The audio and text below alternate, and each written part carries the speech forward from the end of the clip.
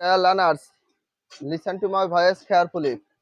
যেহেতু স্পোকেনের এটা class, স্পোকেনের rule বা স্ট্রাকচার এর জন্য সবসময় বলছে একটু মনোযোগ সহকারে দেখবা। তাহলে rule 7 going to dot dot দেয়া বলতে হচ্ছে গোয়িং টুর পরে কিছু ওয়ার্ড ইউজ করতে হবে।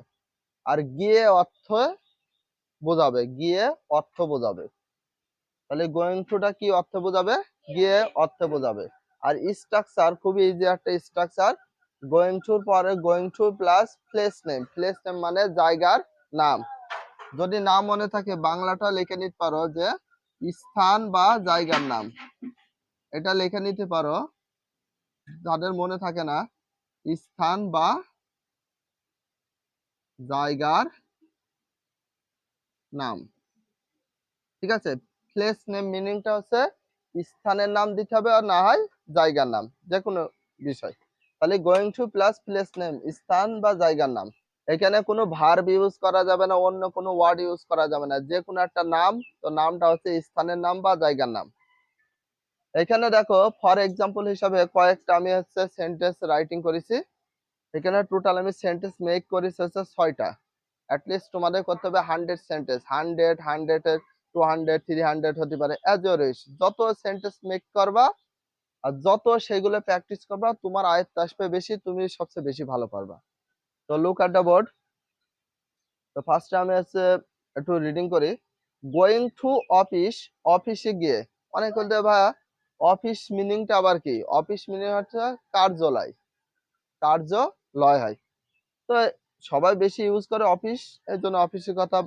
অফিস কিন্তু একটা ইংলিশ ওয়ার্ড। তো অফিস মিনিংটা হচ্ছে কার্যালয় হয়, তুমি অফিসে গিয়ে দিলে হবে, কার্যালয়ে গিয়ে দিলে হবে। তাহলে গোয়িং টু অফিস, অফিসে গিয়ে। আর গোয়িং টু স্কুল, স্কুলে গিয়ে। স্কুল মিনিংটা হচ্ছে কি? বিদ্যালয়। তাহলে তুমি যদি বলে যে বিদ্যালয়ে গিয়ে, তা হবে।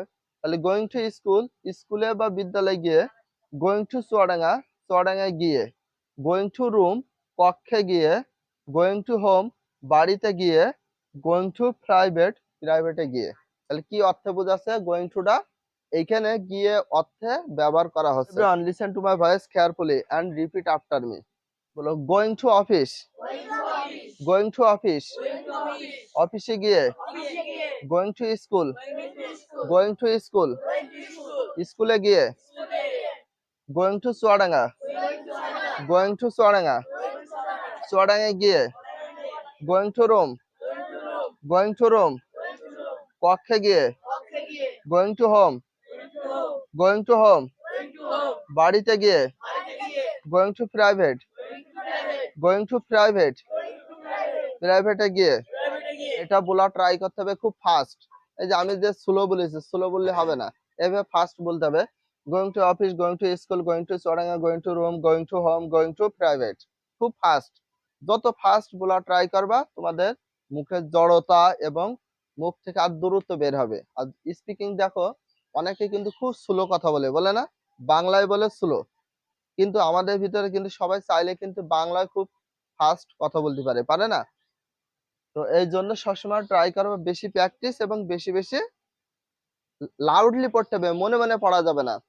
স্পিকিং যদি করতে চাও, লিস্ট আমার যেটা মনে হয়, অলওয়েজ টাইম চেষ্টা করবা লাউডলি পড়া, শব্দ করে পড়ার। মনে মনে পড়ার দরকার নেই, এগুলো মনে মনে করার দরকার নেই। সব সাবজেক্ট মনে মনে রিভিশন দাও, ডাজেন্ট ম্যাটার, বাট হচ্ছে স্পিকিংটা অল টাইম চেষ্টা করতে হবে হচ্ছে লাউডলি পড়া, সাউন্ড করে পড়া। Repeat after me. Going to office, going to school, going to Chuadanga, going to room, going to home, going to private. খুব ফাস্ট বলা ট্রাই করবা, ঠিক আছে? এটা হচ্ছে আমাদের রুল 7। এর পূর্বে ছিল ট্রাই টু, ওটা কমপ্লিট। আজকে আমাদের রুল 7 গোয়িং টু রেনিয়াম।